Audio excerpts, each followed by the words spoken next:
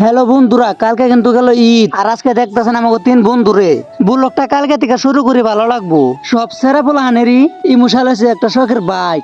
কালকে ঈদ গেল, জানি না কত মায়ের বুক খালি হয়েছে বাইক চালিয়ে। আর আমি কিন্তু বন্ধুরা ঠিকই আছি, কারণ কালকে আমি বাইক বাই করি নাই। কালকে কিন্তু ঈদের দিন গেল, তারপরেও আমার মহারানীরে আমার ঘরে থেকে বাই করি নাই।